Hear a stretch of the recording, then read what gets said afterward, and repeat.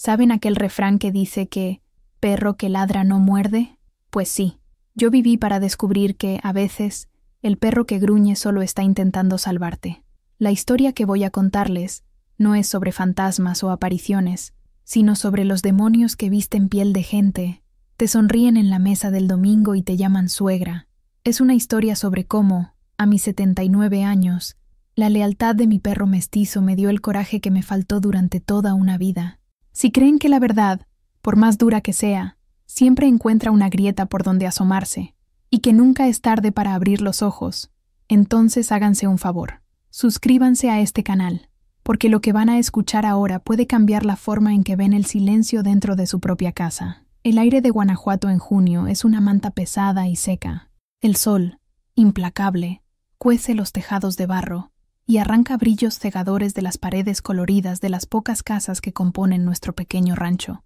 A mi edad, una aprende a leer el día por el calor. Aquel era un domingo de calor sofocante, de esos que anuncian tormenta o desgracia.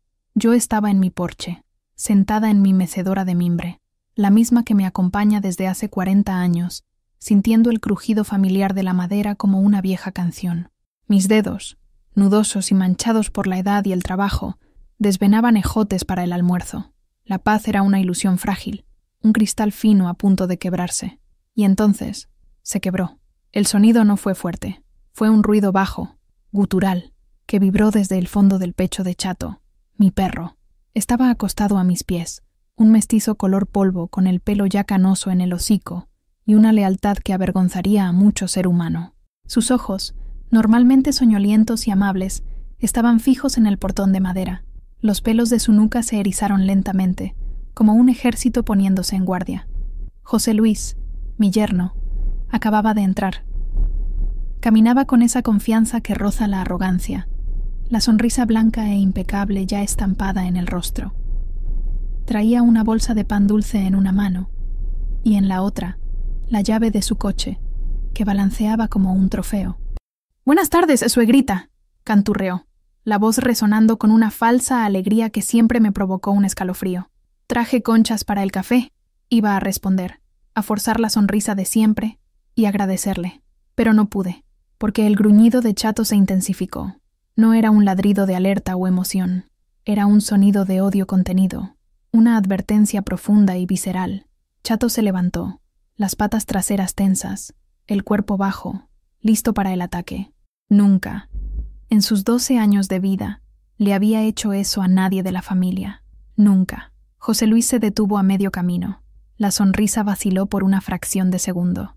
«Anda, Chato, ¿qué te pasa, perro viejo?» Intentó dar un paso adelante, y el gruñido del perro se transformó en un ladrido seco y feroz que retumbó en el patio silencioso. «Chato, quieto», ordené, más por instinto que por convicción. Mi voz salió temblorosa. El perro me miró de reojo, una mirada que parecía decir, «¿No lo estás viendo?» Y luego volvió a encarar a mi yerno, sin retroceder un centímetro. Lupita, mi hija, salió de la cocina, secándose las manos en un trapo. Sus ojos, grandes y castaños como los míos lo fueron un día, saltaron del perro al marido. Un miedo fugaz, casi imperceptible, cruzó su rostro antes de ser reemplazado por una máscara de preocupación forzada.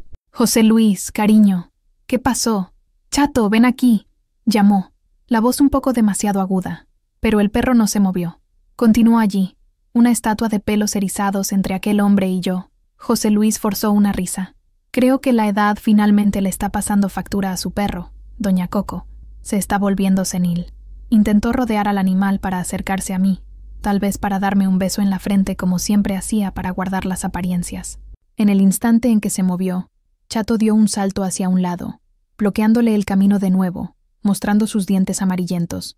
El mensaje era claro: «No te acerques a ella». El aire se enrareció, el calor parecía haberse triplicado.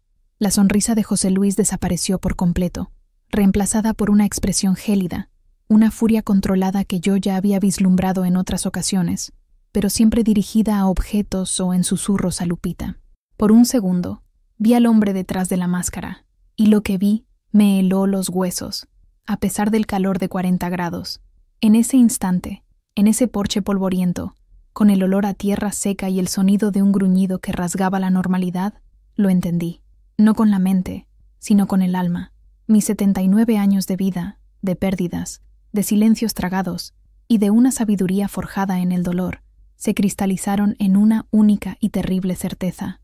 El diablo no siempre viene con cuernos y un tridente. A veces, llega sonriendo, te llama suegra y trae pan dulce el domingo. Y mi perro, con su instinto puro e incorruptible, veía su alma, un alma que yo, durante años, me había negado a ver. Para entender el peso de aquel gruñido, es necesario conocer a la mujer que estaba sentada en esa mecedora. Mi nombre es Socorro Ramírez Mendoza, pero desde que tengo uso de razón, soy Doña Coco. Nací y crecí aquí, en este mismo pedazo de tierra, en una época en que México era otro. Un país de polvo, sudor y fe.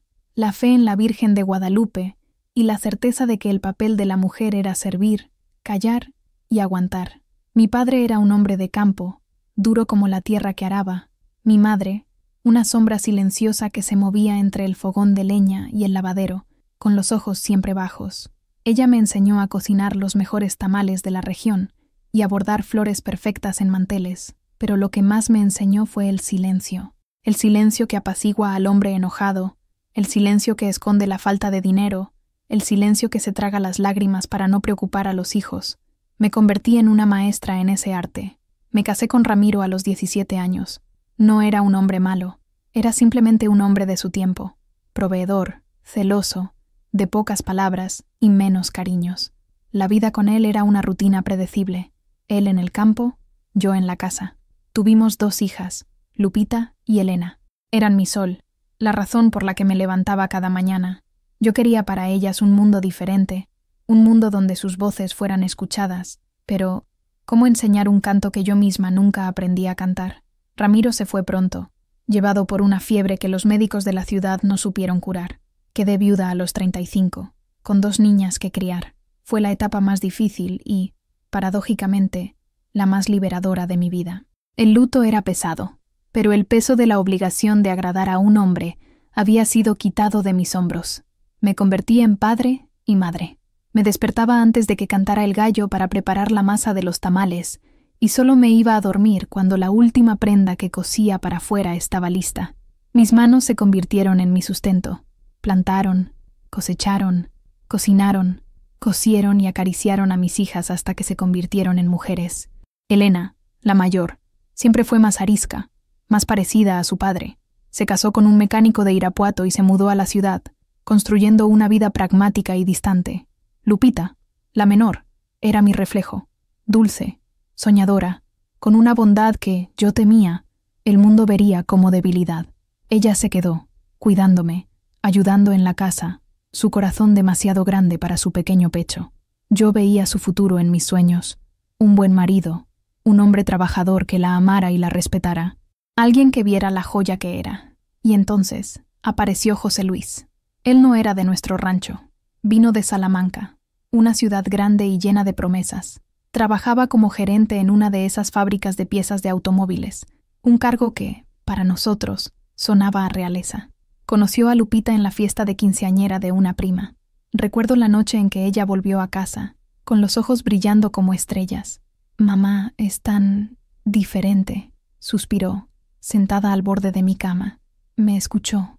De verdad, me preguntó por mis sueños. José Luis era la personificación del yerno perfecto, alto, bien vestido, con un coche del año y una sonrisa que parecía capaz de derretir el más duro de los glaciares. Cuando vino a conocerme, trajo flores y una caja de chocolates finos. Me llamó Doña Socorro, con un respeto que me desarmó. Elogiaba mi comida, mis plantas, la forma en que mantenía la casa.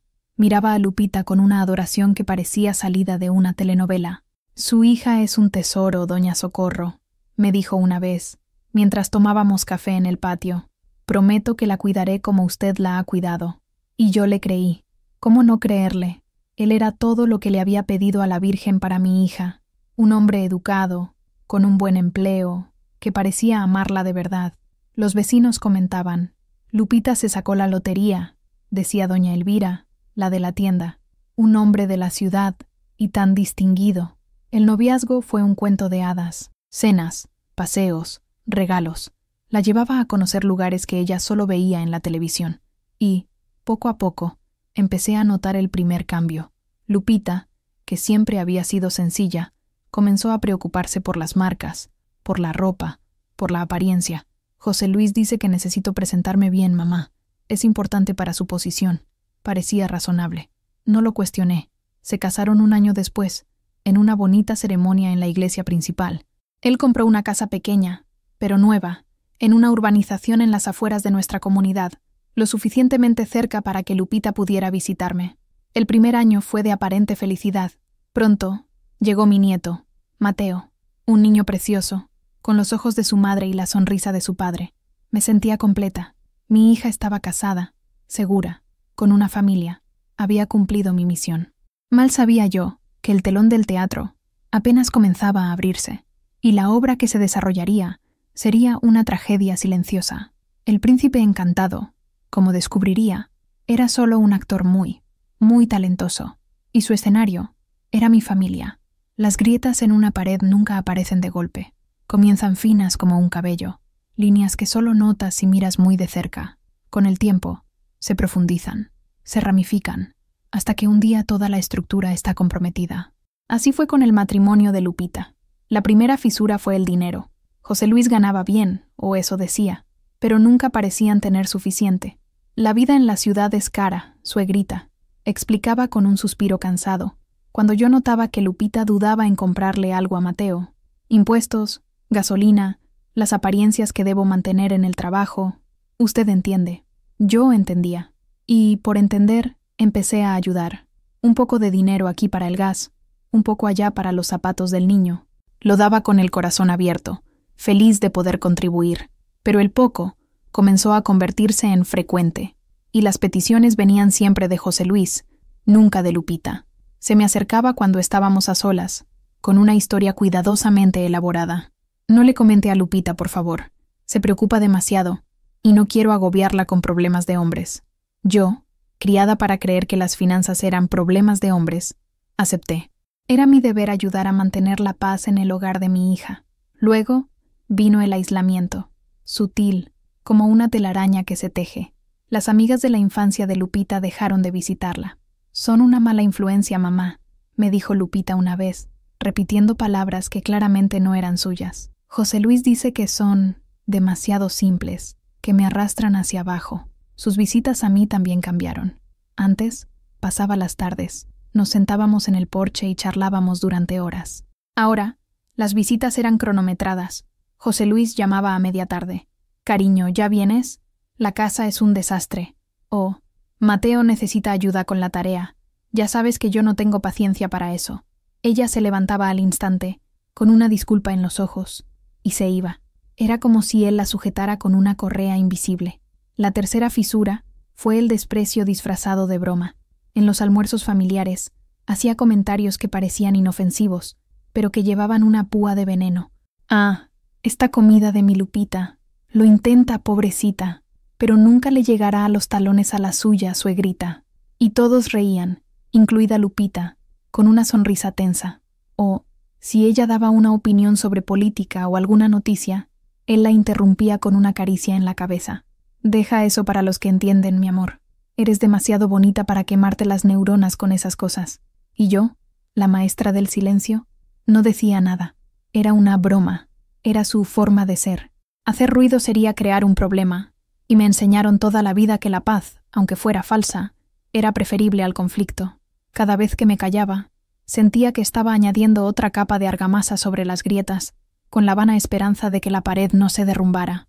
Los niños son como espejos, no mienten, reflejan la verdad del ambiente en que viven, incluso cuando los adultos a su alrededor se esfuerzan por ocultarla. Y el espejo de esa casa era mi nieto, Mateo.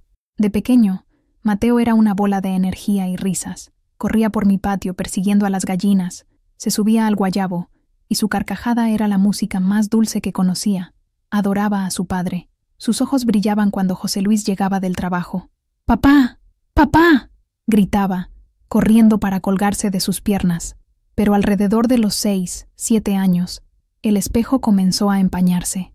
La música fue bajando de volumen, hasta convertirse en un silencio cauteloso. El cambio fue tan gradual que, al principio, Lo atribuí al crecimiento. Se está convirtiendo en un hombrecito, pensaba, pero no era eso. Mateo empezó a sobresaltarse con facilidad. El sonido de un coche parando frente a la casa, la voz de José Luis un poco más alta de lo normal, todo le hacía encoger los hombros. La carcajada espontánea desapareció, sustituida por sonrisas pequeñas y calculadas, que solo aparecían cuando creía que era seguro. Cuando estaba conmigo, a solas, se relajaba, jugaba con Chato, me ayudaba a regar las plantas, y a veces el niño de antes reaparecía en destellos. Pero bastaba la mención de su padre, o que se acercara la hora de su llegada, para que una nube oscura se cerniera sobre él. Un día, estábamos en la cocina. Yo hacía tortillas, y él dibujaba en un trozo de papel. Dibujó a nuestra familia, a mí, a él y a su madre, sonriendo bajo un sol amarillo. ¿Y tu papá, Mateo? ¿No lo vas a dibujar?, le pregunté, sin pensar. Se detuvo, el lápiz de color suspendido en el aire. Miró el dibujo, y con el lápiz negro, dibujó una figura grande y oscura en la esquina de la página, lejos de nosotros. La figura no tenía rostro, era solo un borrón de sombra. Mi corazón se encogió.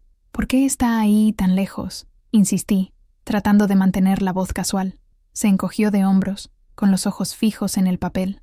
A papá no le gusta el ruido, susurró. Dice que hacemos mucho ruido. Esa frase se quedó resonando en mi cabeza. Ruido. ¿Qué quería decir con ruido? ¿La risa de un niño? ¿La conversación entre madre e hijo? Las piezas del rompecabezas estaban esparcidas frente a mí, pero me negaba a unirlas. Era más fácil culpar a la edad, a la imaginación fértil de un niño, al estrés del trabajo de un hombre. Aceptar la verdad significaría tener que actuar, y la acción era un territorio desconocido y aterrador para una mujer que había pasado 79 años practicando el arte de la inercia. Mirar a mi nieto, sin embargo, era como mirar una acusación. Su silencio gritaba lo que la voz de mi hija solo susurraba en pesadillas. Y yo, por cobardía, seguía fingiendo que no oía. La gente habla mucho de moretones, de ojos hinchados. Y sí, esas son las pruebas innegables de la crueldad. Pero existen otras marcas, invisibles a simple vista, que duelen mucho más y tardan una eternidad en cicatrizar. Son las marcas dejadas en el alma, en los gestos, en la mirada. Lupita estaba cubierta de ellas. Una vez, vino a visitarme con un vestido de manga larga, incluso en pleno calor. «Tengo un poco de frío, mamá», mintió, y el sudor en su frente delataba la mentira. Durante la conversación, la manga se le resbaló y lo vi, una mancha oscura y amoratada en su antebrazo.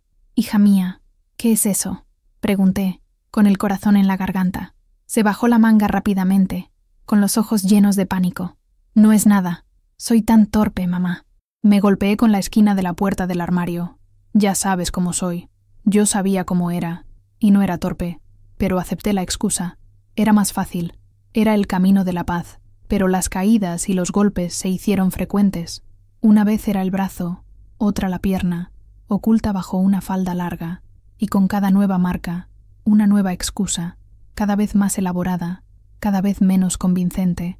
Se tropezó en la escalera, se le cayó una olla, se resbaló en el suelo mojado.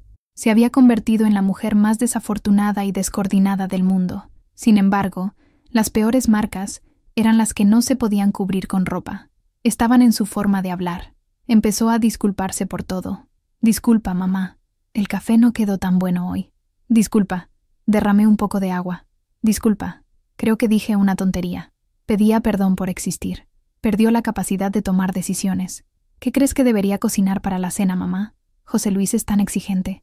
«¿Crees que debería cortarme el pelo? No sé si a José Luis le gustará». Su voluntad propia había sido lijada, pulida y guardada en un cajón para ser usada solo con el permiso de su marido. Y estaba la mirada. Sus ojos, que antes danzaban, ahora estaban siempre en alerta, como los de un animal asustado en un bosque. Cuando José Luis estaba presente, lo seguían, intentando anticipar su humor, sus necesidades, sus críticas. El amor había sido reemplazado por el miedo, un miedo constante, de bajo grado, que se había convertido en la banda sonora de su vida. Yo veía todo esto, cada gesto vacilante, cada sonrisa forzada, cada mirada aterrorizada, y mi inacción era un cuchillo que yo misma clavaba en el pecho de mi hija, día tras día. Yo, que la protegí de raspones en la rodilla y de monstruos imaginarios debajo de la cama. Ahora la dejaba sola para enfrentar a un monstruo real que dormía a su lado. La culpa era un sabor amargo en mi boca, un veneno que tomaba en pequeñas dosis diarias. La casa donde vivo, la tierra que piso, no son mías por escritura, sino por derecho de vida. Pertenecieron a mis padres y a mí. Es un pedazo de terreno modesto, pero es mío. Tiene el guayabo que mi padre plantó, el pozo de donde saqué agua durante 50 años y las paredes que guardan los recuerdos de toda mi existencia. Para mí, este lugar es sagrado. Para José Luis, como descubriría, era solo un activo. Empezó a tocar el tema de forma indirecta, como siempre hacía. Suegrita, ¿ya ha pensado en el futuro?, preguntó una tarde, mientras me ayudaba a reparar una cerca. Digo, esta casa es demasiado grande para usted. Da mucho trabajo. Es el único trabajo que me gusta, mi hijo, respondí, sin entender a dónde quería llegar. Sí, claro, dijo, con una sonrisa condescendiente. Pero usted está envejeciendo.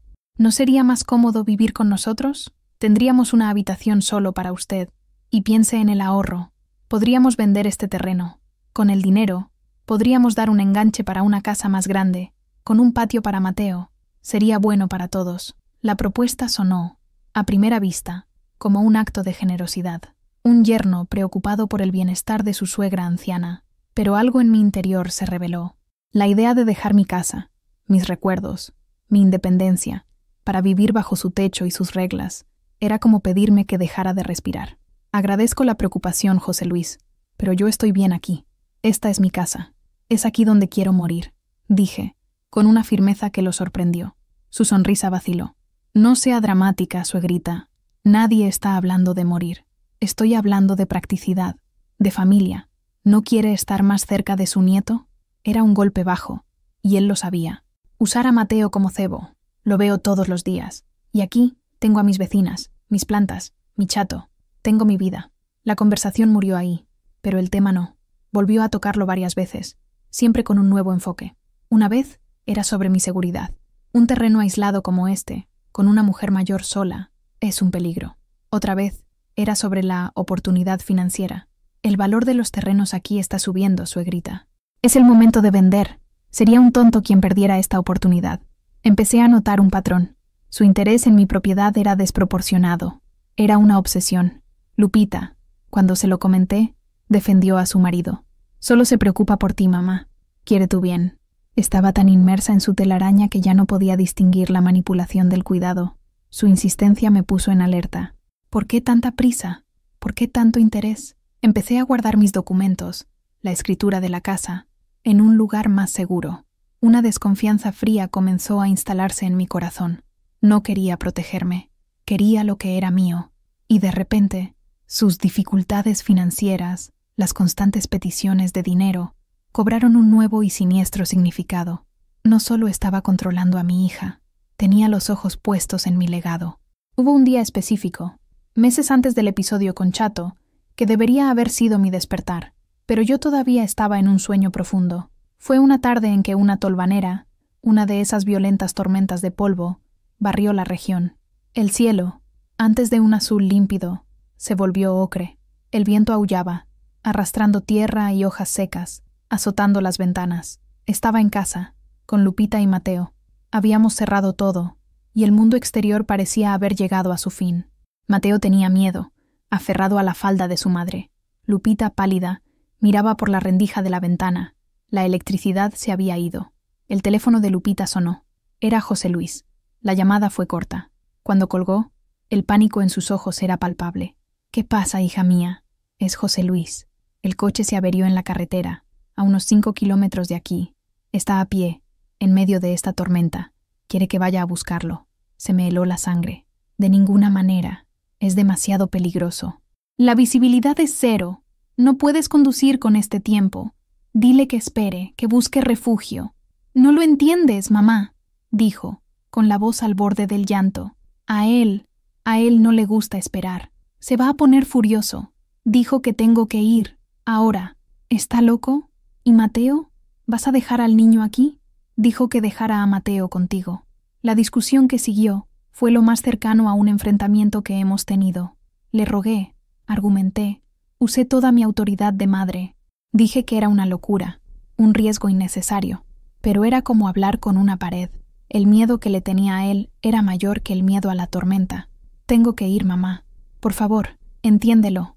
Cogió las llaves del coche, le dio un beso rápido en la frente a Mateo, que lloriqueaba, y salió por la puerta, sumergiéndose en la cortina de polvo. Me quedé en la puerta, con el corazón destrozado, viéndola desaparecer en el caos ocre.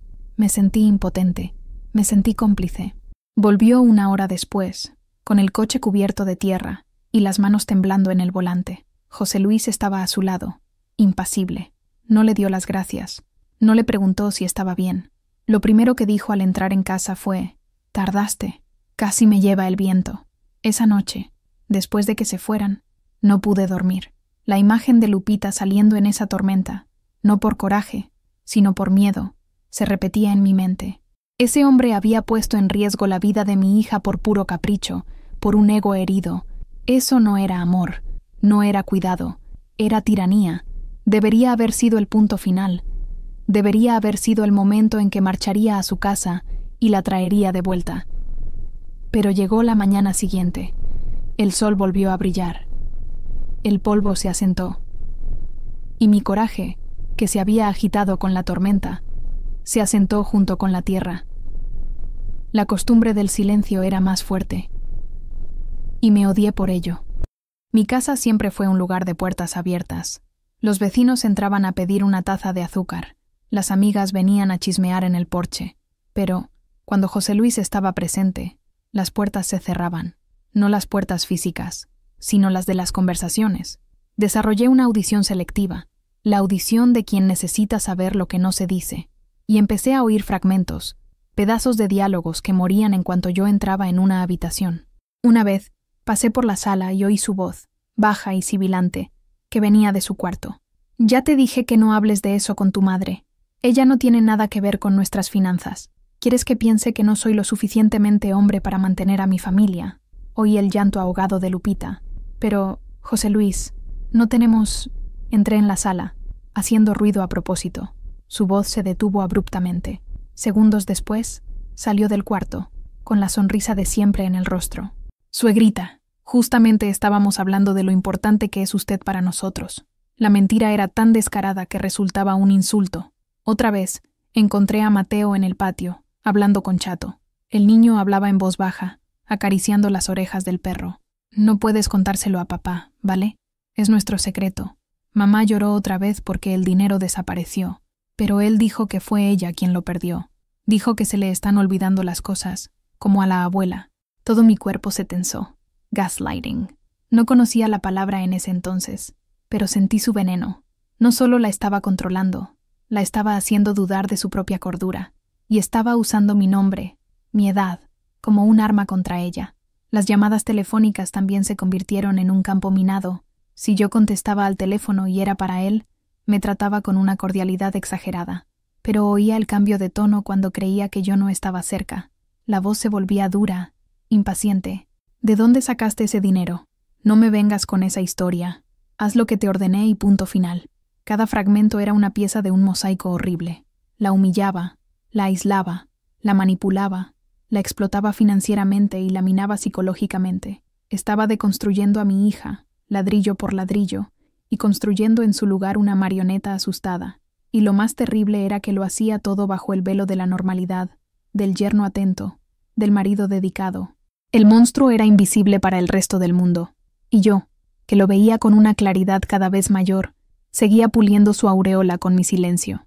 El día de mi cumpleaños, el 12 de mayo, siempre fue una fecha sagrada para mí y mis hijas. Incluso Elena, que vivía lejos, siempre llamaba temprano. Y Lupita, Lupita siempre hacía un gran alboroto. Me despertaba con un trozo de pastel, flores recogidas del jardín y un abrazo apretado. Era nuestro ritual. En mi 71º cumpleaños, me desperté y la casa estaba en silencio. Esperé. El sol subió. El reloj en la pared tic-taqueaba, marcando el lento paso de las horas. Nada. Ninguna llamada. Ninguna visita. Cerca del mediodía, sonó el teléfono. Era Elena. Hablamos un poco. Me deseó felicidades y prometió visitarme el fin de semana. Cuando colgué, Un vacío se instaló en mi pecho. Lupita no apareció. Intenté convencerme de que algo había pasado. Un imprevisto. Mateo podría estar enfermo. Intenté llamar a su móvil, pero saltó el buzón de voz. La tarde se arrastró, pesada y melancólica. Las vecinas pasaron a darme un abrazo. Trajeron un pan dulce, un trozo de queso. Cada gesto de cariño de ellas era una puñalada, resaltando la ausencia de la persona que más esperaba. Ella y José Luis no llegaron hasta el anochecer. Las luces de su coche barrieron mi sala oscura. Lupita bajó del coche corriendo, el rostro bañado en lágrimas. «¡Mamá! ¡Perdóname! ¡Perdóname, por favor!», sollozó, abrazándome con fuerza. «Se me olvidó. ¿Cómo pude olvidarme?». Detrás de ella, José Luis se acercó, con una expresión de falsa compasión. «Fue culpa mía, doña Coco. La sobrecargué con tantas cosas hoy. Tuvimos un problema en el banco, una confusión. Su cabeza estaba a 1000. Ya sabe cómo es. Se agobia bajo presión. La estaba defendiendo, pero en realidad la estaba menospreciando una vez más. Estaba diciendo, delante de mí, que era incompetente, olvidadiza, incapaz de manejar las cosas. Pero fue lo que Lupita me susurró al oído, mientras me abrazaba, lo que me golpeó como un puñetazo. Escondió mi móvil, mamá. Me lo devolvió ahora por la noche. Dijo que era para que me enfocara en los problemas reales. Mi cuerpo se congeló. Aquello no era un olvido. Era crueldad calculada. Le había impedido felicitarme a propósito. Era un acto de poder, una demostración de quién tenía el control absoluto de su vida, hasta el punto de poder borrar del calendario un día que siempre había sido tan importante para nosotras. Miré por encima del hombro de mi hija el rostro de José Luis. Me miraba con una sonrisa mínima, casi imperceptible, una sonrisa de triunfo. En ese momento, supe que no se trataba solo de control o dinero. Había un placer sádico en su dominación. Le gustaba vernos sufrir. Simplemente abracé a mi hija más fuerte, tragándome la furia que subía por mi garganta. «No hay problema, hija mía. Lo importante es que estás aquí ahora». Pero era mentira. Sí que había un problema. Y era un problema muy, muy grande. El gruñido de Chato no fue un rayo en cielo sereno. Fue la gota que colmó un vaso que llevaba mucho tiempo desbordándose. Después de la escena en el porche, después de que Lupita consiguiera arrastrar al perro adentro y José Luis entrara en casa, forzando una normalidad que no existía, me retiré a mi cuarto.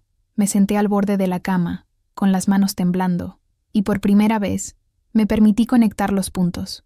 Los recuerdos no vinieron en orden. Eran fragmentos caóticos, impulsados por la adrenalina y la claridad repentina. La imagen de Lupita saliendo en la tormenta de polvo. El rostro sin expresión de José Luis cuando ella regresó. El borrón negro y sin rostro en el dibujo de Mateo. El susurro del niño. A papá no le gusta el ruido. Su voz sibilante desde el cuarto. ¿Quieres que piensen que no soy lo suficientemente hombre? La sonrisa de triunfo en su rostro la noche de mi cumpleaños olvidado. Las excusas endebles para los moretones. Soy tan torpe, mamá. Su insistencia en vender mi casa. Sería bueno para todos. Cada recuerdo era una pieza. Y ahora, con el gruñido de Chato resonando en mi mente, las piezas empezaron a encajar. Estaba viendo el cuadro completo por primera vez.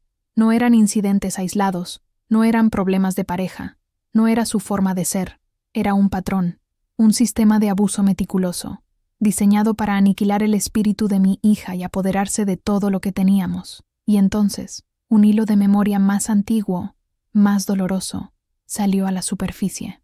Un recuerdo mío, de décadas atrás. Yo, recién casada con Ramiro. Él no era cruel como José Luis, pero era controlador a su manera. Recordé una vez que quise visitar a mi hermana enferma, que vivía en otra ciudad. Ramiro me lo prohibió. «Tu lugar está en casa, cuidándome a mí», dijo. Lloré, discutí, pero al final, obedecí. Me callé. La similitud no estaba en los actos, sino en el resultado. El silenciamiento de una mujer. Había pasado toda mi vida obedeciendo, callando, aceptando. Y ahora, la historia se repetía con mi hija, de una forma mucho más perversa. Y yo, con mi silencio, estaba siendo cómplice.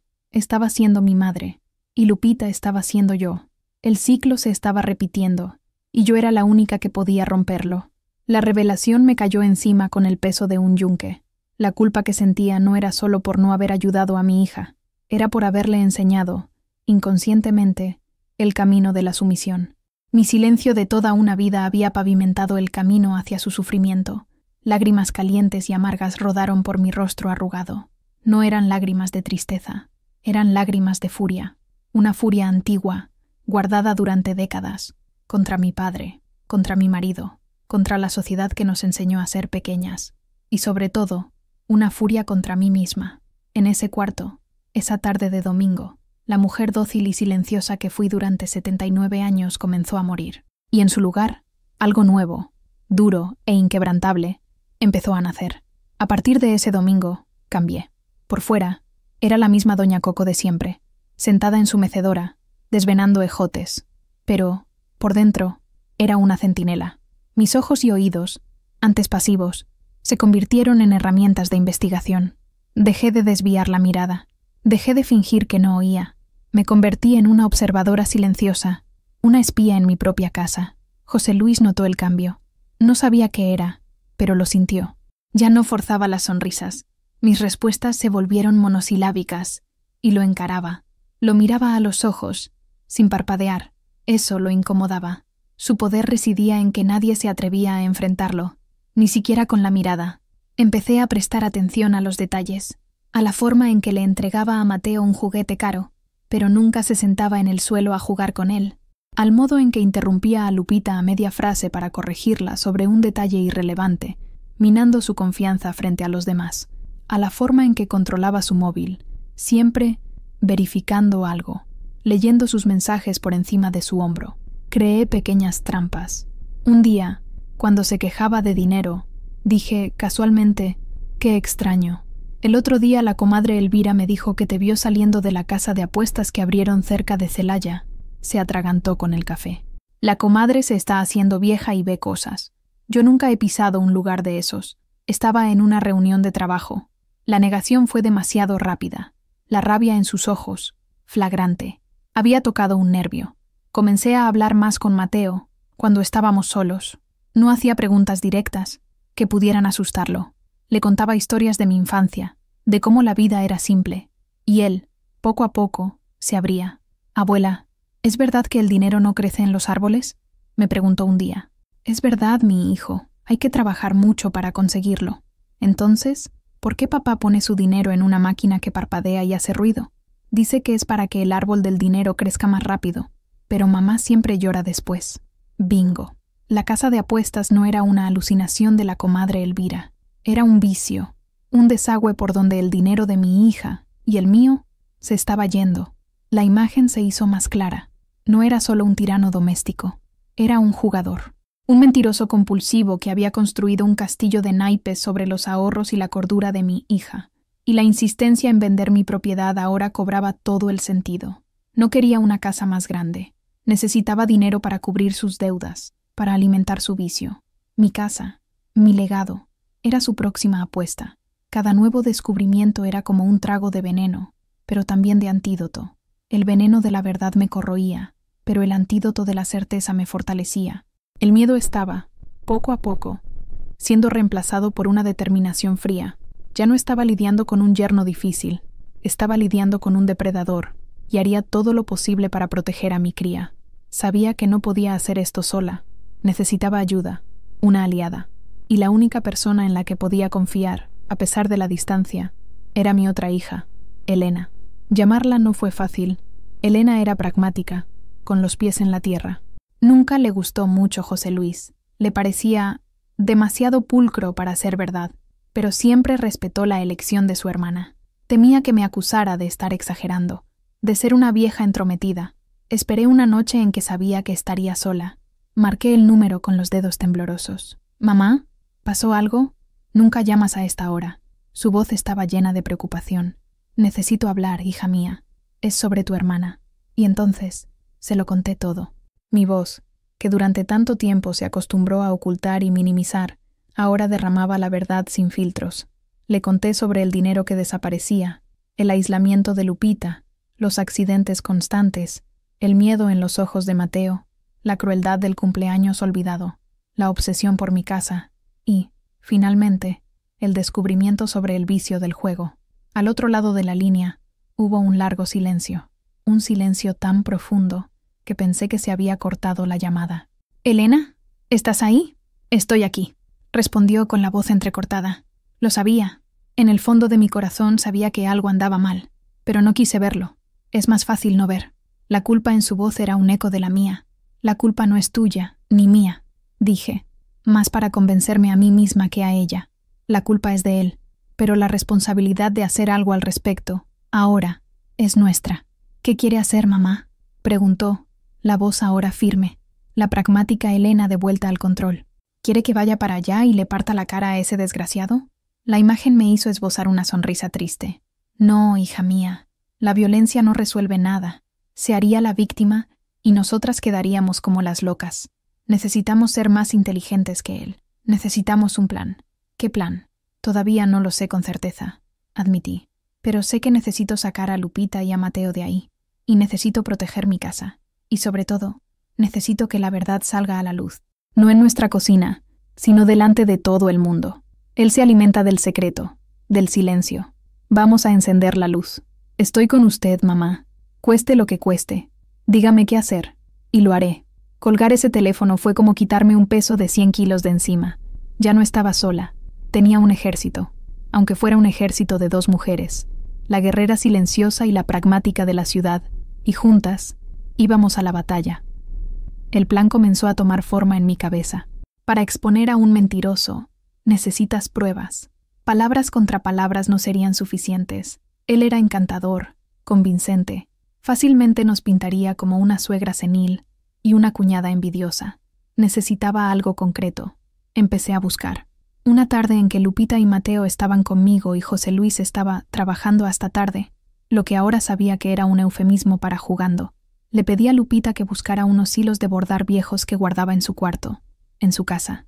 Están en una caja de zapatos antigua, encima del armario, hija mía. Aprovecha y trae también ese rebozo que te presté. Era una excusa, claro. Mientras ella iba, me quedé con Mateo. Jugamos en el patio, pero mis nervios estaban a flor de piel. Cada minuto parecía una hora. Lupita regresó más de una hora después. Estaba pálida como la cera. En sus manos no había caja de hilos, ni rebozo. Había un fajo de papeles. «Mamá», susurró, con la voz quebrada. Cerró la puerta de la cocina y se sentó a la mesa, las manos temblando tanto que los papeles se agitaban. Encontré, no tu caja, su caja. Eran extractos bancarios, notificaciones de préstamos en financieras con intereses absurdos, recibos de casas de empeño. Había empeñado las joyas de ella, las pocas que heredó de su abuela.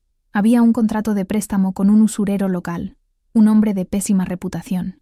Y lo peor de todo, había una copia de un documento que me dejó sin aliento. Era un poder notarial, falso, con una firma que intentaba, torpemente, imitar la mía. Un poder que le otorgaba plenos poderes para vender o hipotecar mi propiedad. Ya no estaba solo planeando o convenciéndome. Ya había actuado. Solo estaba esperando el momento adecuado para dar el golpe final. Lupita lloraba en silencio, las lágrimas rodando por su rostro y goteando sobre los papeles que representaban su ruina. «¿Cómo pude ser tan ciega, mamá? ¿Cómo? No es tu culpa, hija mía», dije abrazándola. La furia dentro de mí era una llama blanca y caliente. «Es un manipulador. Te engañó, nos engañó a todos. Pero ahora lo sabemos. Ahora el juego ha cambiado». Por primera vez en años, vi una chispa de lucha en los ojos de Lupita. La mujer que él había intentado borrar todavía estaba allí, sepultada bajo capas de miedo y duda. «¿Qué vamos a hacer?», preguntó. «Vamos a sacar copias de todo esto. Y vamos a guardar los originales en un lugar seguro. Y luego, esperaremos el momento adecuado». Esa tarde, fuimos a la papelería en Irapuato, un lugar donde nadie nos conocía. Sacamos copias de cada papel. Elena, avisada por teléfono, guió el proceso. «Pide 2 copias de todo, mamá. Una para usted y una para mí». Al volver a casa, con las pruebas en la mano, me sentí como una general preparando a sus tropas. La batalla sería en mi terreno, en mis condiciones y en mi tiempo. Y el próximo domingo sería el día del juicio final. Los días que precedieron a ese domingo fueron los más largos de mi vida. Actuaba con una calma que no sentía. Por dentro, mi corazón latía a ritmo de guerra. Lupita, ahora mi cómplice, también desempeñaba su papel. Se volvió aún más sumisa, más callada, para no levantar sospechas. Era un teatro doloroso, pero necesario. Mi plan no era solo confrontarlo, era desarmarlo públicamente, quitándole su arma más poderosa, la credibilidad.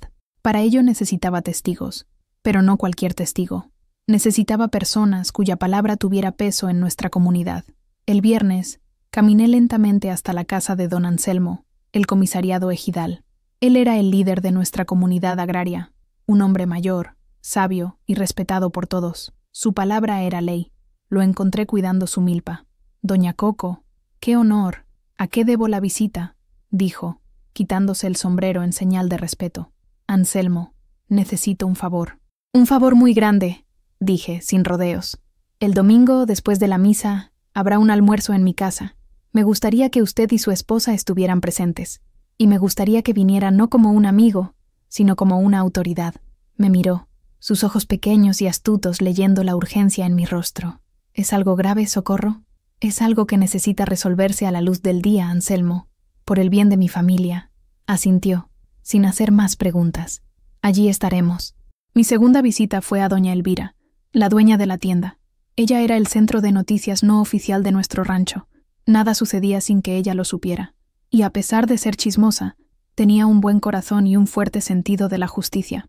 «Elvira», le dije, mientras pesaba 1 kilo de frijoles para mí, «el domingo almuerzo en mi casa. Y trae a tu marido». «Claro, Coco. ¿Pasa algo especial?» «Ya verás. Solo presta atención a todo. Y recuerda bien ese día en que viste a mi yerno saliendo de la casa de apuestas en Celaya». Sus ojos se abrieron como platos. Abrió la boca para hablar, pero yo solo me llevé un dedo a los labios. Ella entendió. Invité a 1 o 2 vecinos más de confianza, personas que me conocían de toda la vida y sabían que no era mujer de crear dramas. El escenario estaba montado. Los actores, invitados. El protagonista de la tragedia aún no sabía que el tercer acto de su obra estaba a punto de comenzar, y el final no sería como él lo había escrito. El sábado por la noche, Elena llegó de Irapuato. Me abrazó con fuerza. «¿Está lista, mamá?» «Nací lista para esto, hija mía, solo que no lo sabía». Las 3, yo, Lupita y Elena, nos sentamos en la cocina, a la tenue luz de la bombilla. Repasamos el plan. Lupita estaba aterrorizada, pero decidida. Elena era la roca, la estratega, y yo era la matriarca que, finalmente, iba a proteger a su clan. No con garras y dientes, sino con la verdad. Y la verdad, lo sabía, era el arma más afilada de todas. El domingo amaneció como cualquier otro. El cielo era de un azul imposible, sin nubes. Cantaron los gallos, ladraron los perros. Una paz engañosa flotaba sobre el valle. En mi cocina, el olor a mole hirviendo en el fogón de leña se mezclaba con una tensión casi palpable. Lupita se movía como un autómata, cortando cebollas, con los ojos rojos. Elena, con su eficiencia habitual, ponía la mesa en el porche, colocando más lugares de lo normal. Las observaba a ambas, con el corazón dividido entre el orgullo y el miedo. José Luis y Mateo llegaron poco antes del mediodía. Estaba de su mejor humor. Traía una botella de tequila caro y una caja de dulces. Vestía su mejor ropa. El actor principal listo para su espectáculo dominical. «¡Qué maravilla, suegrita! La casa está llena hoy», comentó, notando los lugares extra en la mesa. «¿Tenemos invitados especiales?» «Solo algunos amigos, don Anselmo y doña Elvira», respondí, con voz neutra. Pareció satisfecho. Ser visto confraternizando con el líder de la comunidad era bueno para su imagen. No sospechó nada. La arrogancia era su ceguera. Intentó besarme en la frente, el gesto de siempre. Por primera vez, me aparté. Un movimiento sutil, casi imperceptible. «Cuidado, estoy sudada del fogón», mentí, pero sintió el rechazo. Un brillo de irritación pasó por sus ojos, pero fue rápidamente reemplazado por la sonrisa de plástico. El almuerzo comenzó. Llegaron los invitados. Las conversaciones fluían. Risas, historias del campo, chismes de la semana. José Luis era el centro de atención, como siempre. Contaba chistes, servía tequila a don Anselmo, elogiaba la comida, le pasaba la mano por la cabeza a Mateo. Estaba en la cima de su actuación. Yo comía poco, observando. Cada sonrisa suya me daba náuseas. Veía la telaraña, los hilos de mentira que conectaban cada palabra, cada gesto. Veía a Lupita, a su lado, con una sonrisa congelada en el rostro, su mano temblando bajo la mesa.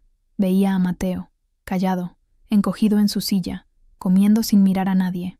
Don Anselmo, con su sabiduría de viejo campesino, se dio cuenta de que algo andaba mal. Sus ojos se encontraban con los míos de vez en cuando, interrogantes.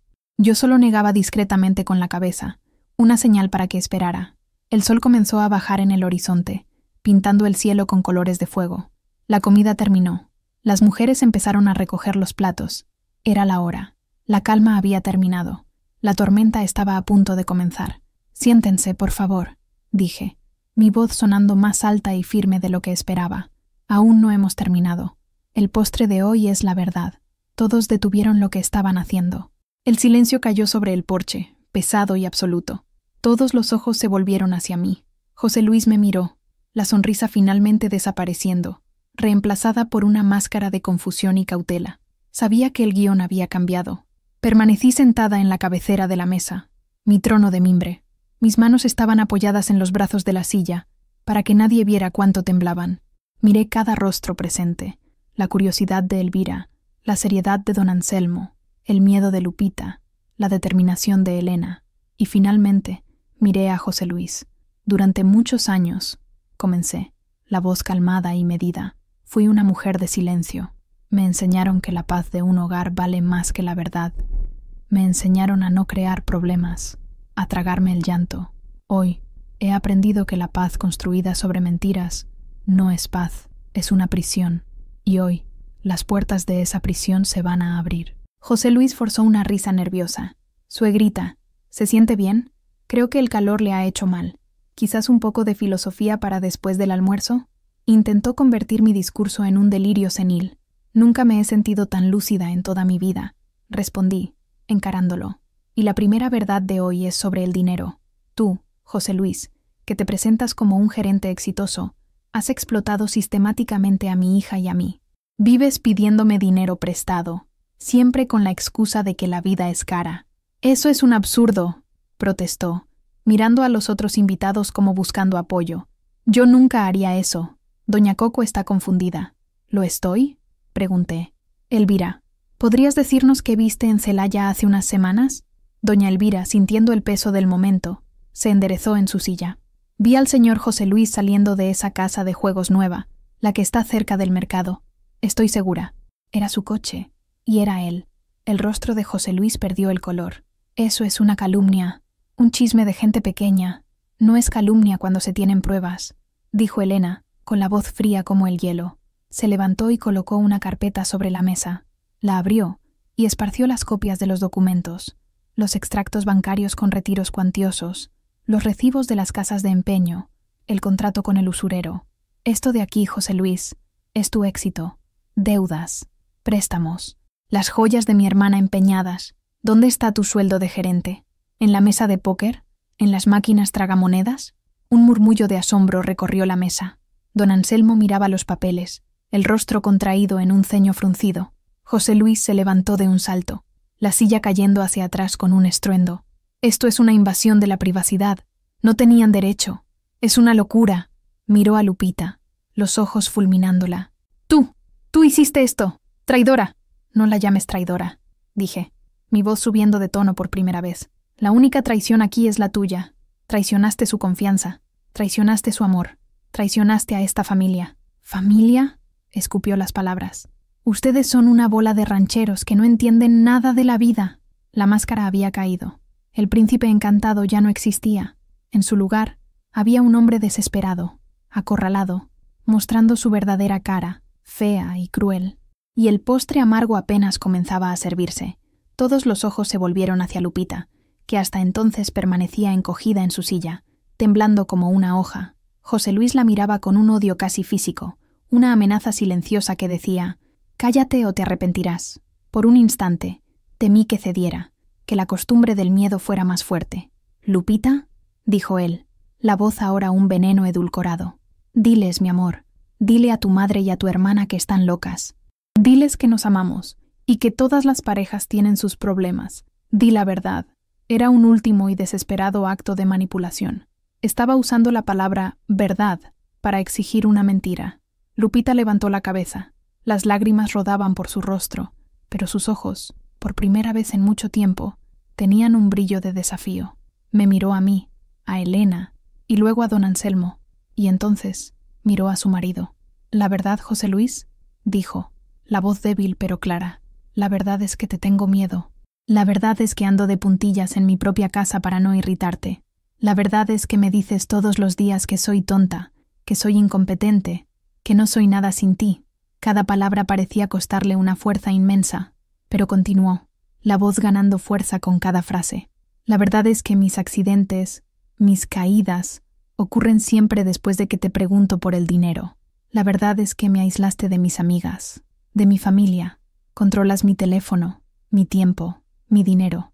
Me hiciste creer que me estaba volviendo loca, olvidadiza. Se puso de pie, apoyándose en la mesa. Y la verdad sobre el cumpleaños de mi madre, no me dejaste llamarla. Escondiste mi móvil y me dijiste que tenía que aprender a tener prioridades. Tu prioridad era herirme, herirnos. El silencio en el porche era total.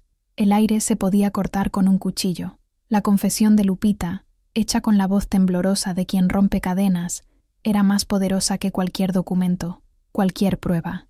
Era la voz de la víctima, finalmente negándose a serlo. Yo lloraba en silencio, lágrimas de dolor y de orgullo. Mi niña, mi dulce Lupita, estaba allí, de pie, reclamando su alma de vuelta. José Luis estaba lívido, sin palabras. Había perdido el control del guión, del escenario, de la actriz principal. Miró a su alrededor, a los rostros conmocionados y reprobadores de mis vecinos, y se dio cuenta de que su espectáculo había terminado. No habría aplausos. Cuando José Luis finalmente encontró su voz, fue para atacar el punto más vulnerable. Todo esto es mentira. Está siendo manipulada por su madre. Y tú, gritó, apuntando un dedo tembloroso a Mateo, que se encogió tanto en su silla que casi desapareció. Diles, hijo, diles que tu papá es un buen hombre. Diles que somos una familia feliz. Era la jugada más sucia. Usar a un niño como escudo humano. Mateo empezó a llorar, un llanto bajo y asustado. Miró a su padre, luego a su madre, el rostro contraído por la confusión y el miedo. Deja al niño fuera de esto, dije, la voz gélida. ¿Por qué? Es mi hijo. Él sabe la verdad, insistió José Luis, acercándose a Mateo. Fue entonces cuando ocurrió lo impensable. Chato, que había estado tumbado tranquilamente debajo de mi silla todo el tiempo, se levantó. No gruñó, no ladró, simplemente caminó hasta interponerse entre José Luis y Mateo. Se plantó allí, un guardián silencioso y peludo, el cuerpo tenso, los ojos fijos en José Luis. El mensaje era el mismo que el de aquel primer domingo. No te acerques. El acto del perro pareció romper el hechizo del miedo en Mateo. Dejó de llorar, miró a don Anselmo, el único hombre en la mesa que no le causaba miedo, y dijo con una voz infantil pero firme: Papá me dijo que mintiera. Dijo que, si alguien preguntaba por el dinero, tenía que decir que mamá se compró un vestido nuevo y caro. Pero es mentira. Mamá nunca se compra nada. Y me dijo que si no obedecía, iba a mandar a Chato lejos para siempre. Si aún quedaba alguna duda en el aire, las palabras de Mateo la disiparon como el humo. Usar el amor de un niño por su perro como herramienta de chantaje era una crueldad que nadie allí podía tolerar. Don Anselmo se levantó. Su figura, aunque encorvada por la edad, parecía la de un gigante. Ya he oído suficiente, pero yo aún no había terminado. Tenía una última carta en la manga, el golpe de gracia. No solo mentiste, robaste y manipulaste, José Luis, dije, tomando la última copia que Elena había guardado. También eres un falsificador. Le entregué el papel a don Anselmo. Era la copia del poder notarial, con mi firma falsificada. Estaba planeando robar mi casa, lo único que tengo en esta vida, el hogar de mi familia. Don Anselmo miró el papel, luego a José Luis, con un desprecio tan profundo que parecía una herida física. José Luis se tambaleó hacia atrás, como si hubiera recibido un puñetazo. Nos miró a todos, uno por uno. Ya no había arrogancia, ni rabia, solo el vacío de haber sido desenmascarado. Era un rey desnudo, y todos podían ver su pequeñez. Eso es un delito, dijo don Anselmo, su voz grave resonando en el porche. Falsificación, fraude, amenaza, socorro. ¿Qué quiere que haga? Todas las miradas se volvieron hacia mí. El poder, por primera vez, estaba en mis manos. Podría pedir que lo humillaran, que lo expulsaran a la fuerza, pero recordé el consejo de Elena, sin violencia. Quiero que la ley se encargue de esto, Anselmo. De la forma correcta, respondí. Por favor, llame a la policía municipal. José Luis palideció aún más. ¿Policía? No, no es necesario. Podemos resolver esto en familia, suplicó. La voz de repente mansa y suplicante. El cambio era patético. «Ya no somos tu familia», dijo Elena con una frialdad cortante. Don Anselmo sacó su viejo teléfono móvil y se apartó para hacer la llamada. Mientras hablaba, un silencio incómodo se apoderó de nosotros. José Luis se quedó parado en medio del patio, un hombre derrotado, mirando al suelo. Lupita fue hacia Mateo y lo abrazó con fuerza, escondiendo el rostro del niño en su hombro. Nadie dijo una palabra. Los vecinos estaban demasiado conmocionados. El sonido de los cubiertos siendo guardados en la cocina por Elena era el único ruido, metódico y definitivo, como si estuviera cerrando un capítulo. 20 minutos después, una patrulla de la policía municipal se detuvo en mi portón. 2 oficiales, jóvenes y serios, entraron en el patio. Don Anselmo fue a su encuentro y les explicó la situación en voz baja, mostrándoles los documentos. Los policías se acercaron a José Luis. «Señor, necesitamos que nos acompañe a la comisaría para prestar declaración». No se resistió. Ya no le quedaba lucha. Solo levantó la cabeza y me lanzó una última mirada. Una mirada que no era de odio, sino de un resentimiento vacío. La mirada de un jugador que ha perdido la apuesta final y no tiene nada más que poner sobre la mesa. Mientras los policías lo llevaban hacia la patrulla, Chato, que había permanecido quieto junto a Mateo, ladró. Un ladrido fuerte, claro, que no era de rabia ni de advertencia. Parecía un ladrido de alivio, de deber cumplido, como si dijera: «Por fin, la casa está limpia». Observé cómo la patrulla desaparecía por el camino de tierra, levantando una nube de polvo, el mismo polvo que, otro día, había cubierto un viaje de miedo. Hoy, simbolizaba el fin de una pesadilla. La tormenta había pasado. Después de que la policía se fue, un silencio diferente se apoderó del porche. Ya no era un silencio de tensión, sino de agotamiento y alivio.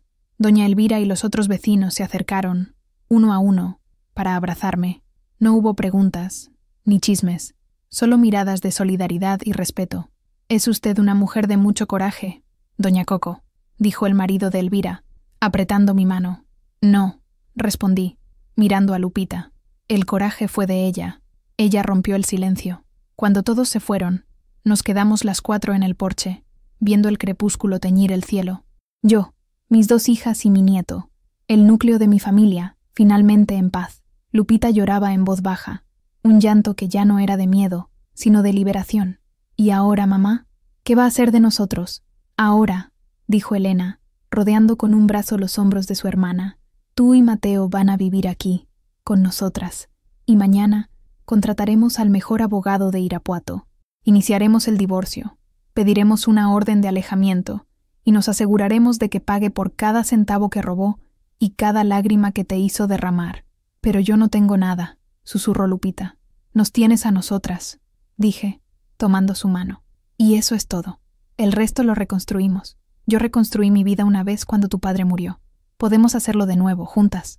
Esa noche, la casa, que durante tanto tiempo pareció pequeña y agobiante por la sombría presencia de José Luis, pareció expandirse. Había espacio para respirar. Mateo durmió en mi antiguo cuarto, abrazado a Chato. No tuvo pesadillas. Mis hijas y yo nos sentamos en la cocina hasta tarde, bebiendo té de manzanilla y hablando.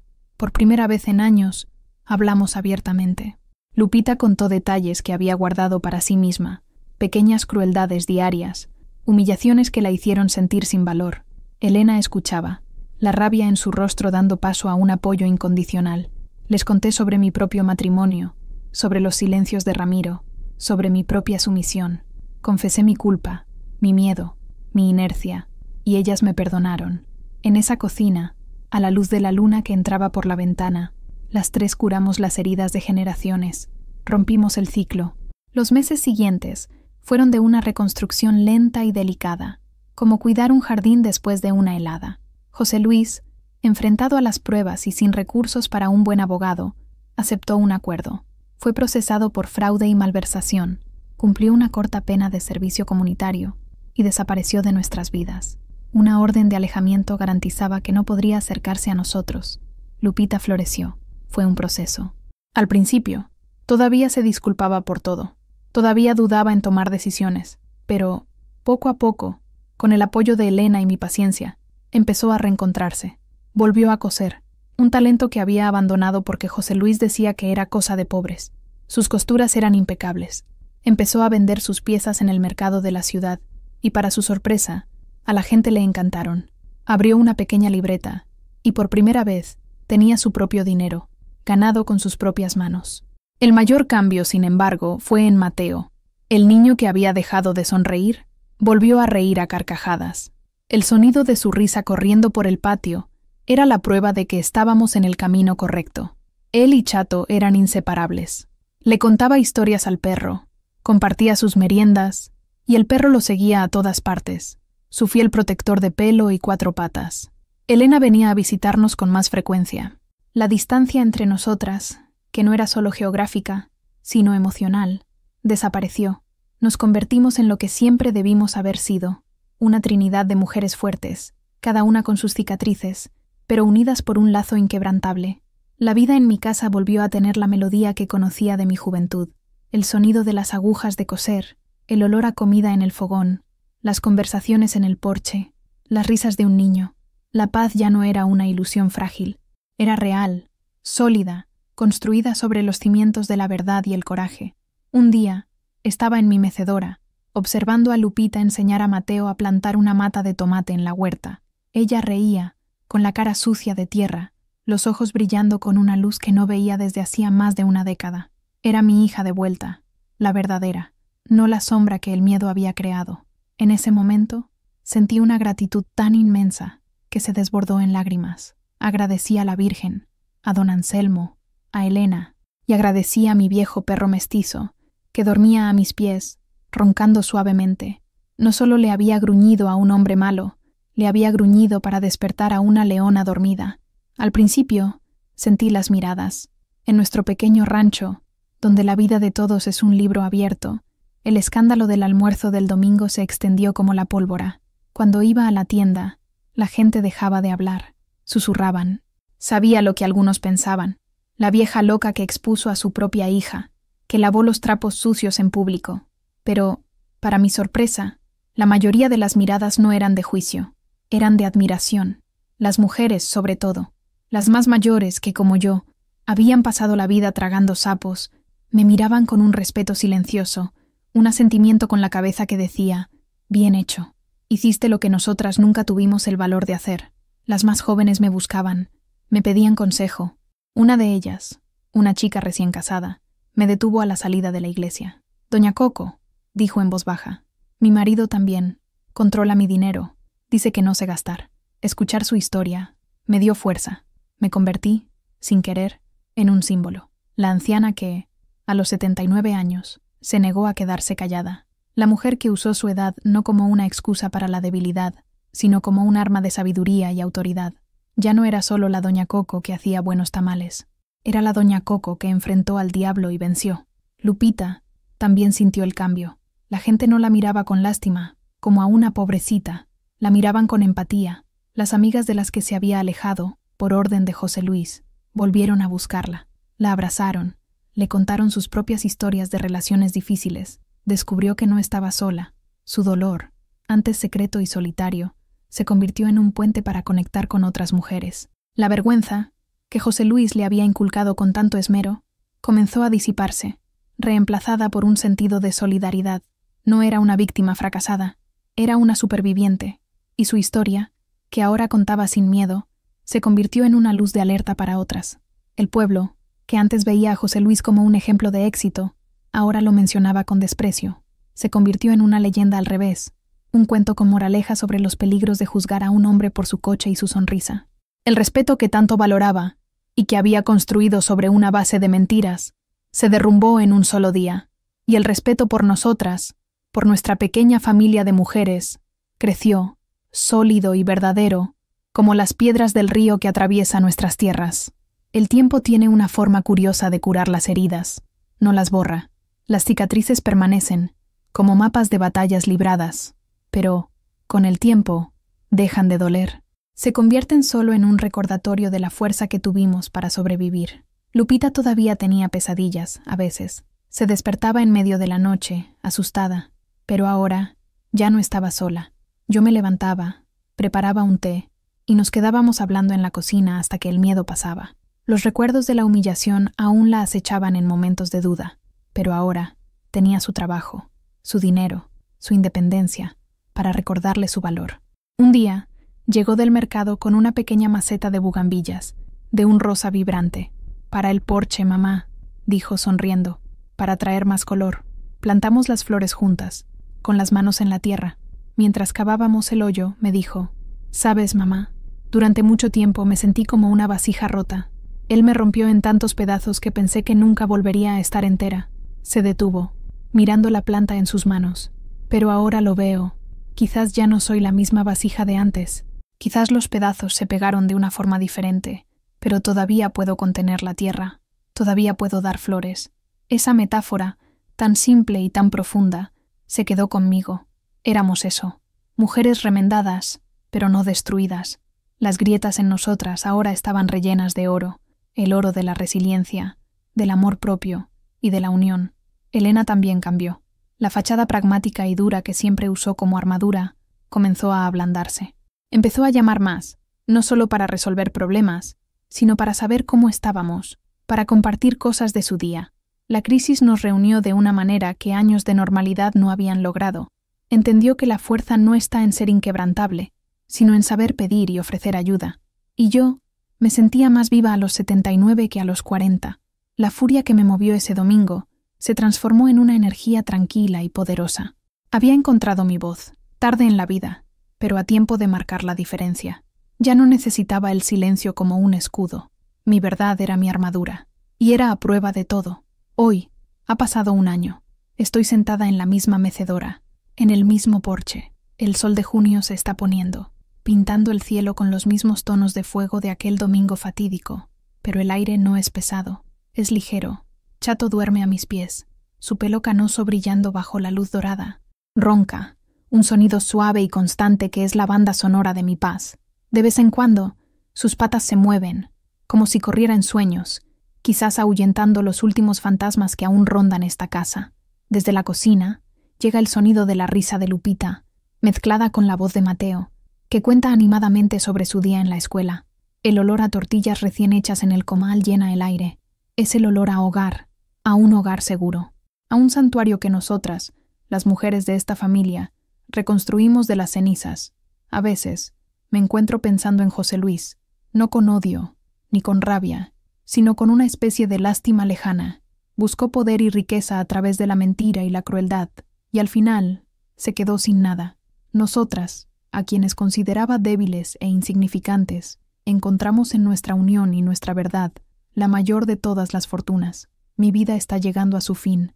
Lo siento en mis huesos, en la lentitud de mis movimientos, pero no tengo miedo.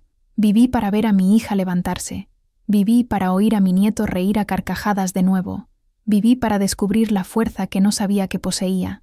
A los 79 años, aprendí que nunca es tarde para librar la batalla más importante de todas, la batalla por la propia dignidad y la de aquellos a quienes amamos. Miro a mi viejo perro, mi héroe improbable. Acaricio su cabeza y él suspira en su sueño. No entiende de manipulación, de mentiras, de abuso psicológico. Solo entiende de lealtad y de instinto. Y a veces, eso es todo lo que se necesita para ver la verdad. Su gruñido no solo rompió el silencio de esa tarde, rompió el silencio de toda una vida, y estaré eternamente agradecida por ello. La brisa de la noche comienza a soplar, trayendo el olor a jazmín del jardín. Lupita aparece en la puerta, secándose las manos en el delantal. «La cena está lista, mamá». Me sonríe, una sonrisa genuina, que ilumina sus ojos. Y, en esa sonrisa, veo la promesa de un futuro donde el ciclo está roto, y donde las mujeres de mi familia sabrán, desde temprana edad, el poder de sus propias voces. Y ese, amigos míos, es el final más feliz que una vieja como yo podría soñar. Mi historia comenzó con el gruñido de un perro, pero, en realidad, trata sobre la voz que todos tenemos dentro, esperando el momento adecuado para ser escuchada. A veces, esa voz necesita un empujón, una mirada de un amigo, una palabra de un hijo, o el instinto de un animal leal. Si este viaje, desde mi porche silencioso hasta la liberación de mi familia, te ha conmovido de alguna manera, si te ha hecho pensar en la fuerza que se esconde en los lugares más inesperados, entonces ayuda a que esta voz llegue a más personas.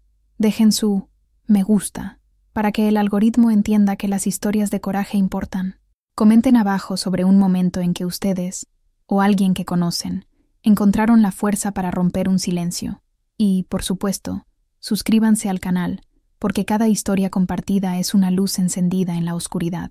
Gracias por escucharme.